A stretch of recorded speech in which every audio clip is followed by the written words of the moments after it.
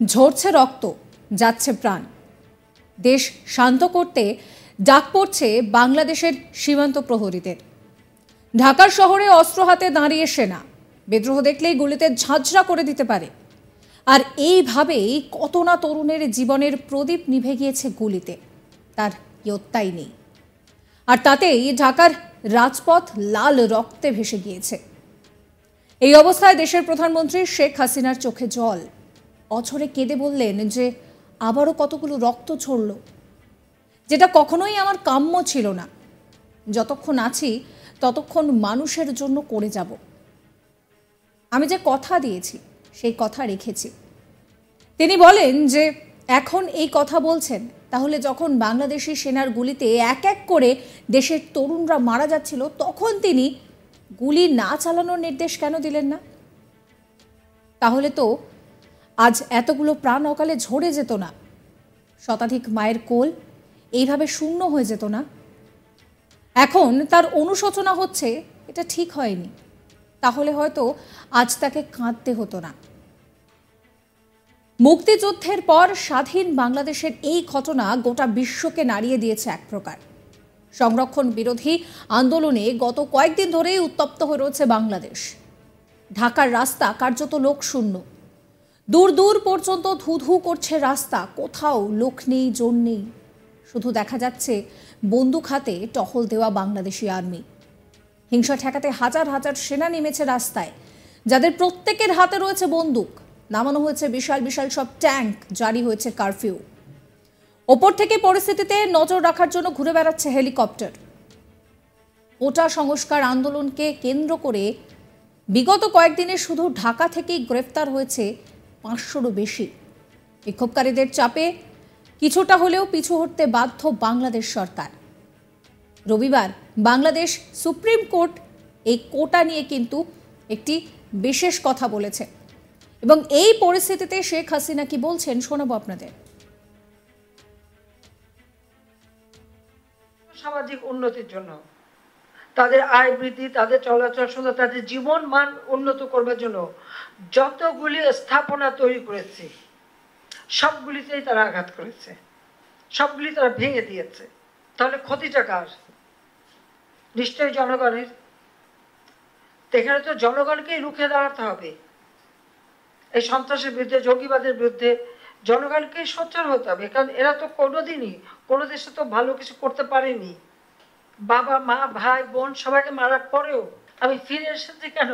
ওই গরিব দুঃখী মানুষের জন্য, সাধারণ মানুষের জন্য।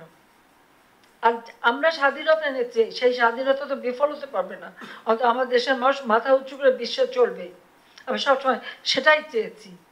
এবং আমি যে কথা দিয়েছি সে কথা আমি রেখেছি, আমি তা করতে পেরেছি। আজকে কেউ কুড়ে ঘরে বাস করে না।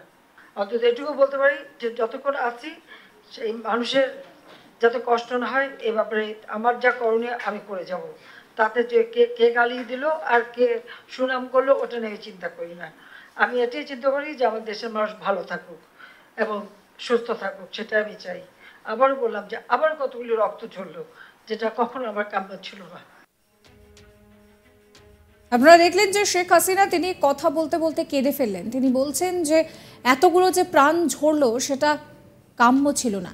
কিন্তু এই শেখ হাসিনাই তিনি কিন্তু গুলি চালানোর নির্দেশ দিয়েছিলেন। তার মন্ত্রী বিতর্কিত মন্তব্য করেছিলেন যে রীতিমতন ড্রাগ দেওয়া হচ্ছে ছাত্র যুবদের। এই প্রেক্ষিতে শেখ হাসিনা আরও কি বলেছেন শোনাবো আপনাদের। সত্যি কথা বলতে কি, আমাদের কতগুলি নিয়ম আছে। একটা জিনিস কিনতে গেলে টেন্ডার দাও, তারপর সরকারি টাকা, ওইগুলি করতে গেলে পরে তো রুগী বাঁচানো যেত না।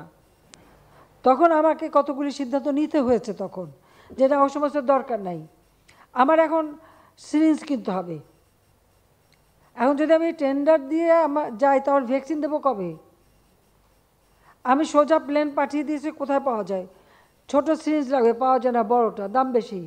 আমি বলি হোক দাম বেশি, আমার এক্ষুনি দরকার, কাজে আমাকে আনতে হবে। আমি 3 দিনের মধ্যে আমি প্লেন পাঠালাম, যা পেলাম কিনে নিয়ে 4 দিনের মধ্যে 5 দিনের মধ্যে আমি নিয়ে আসলাম।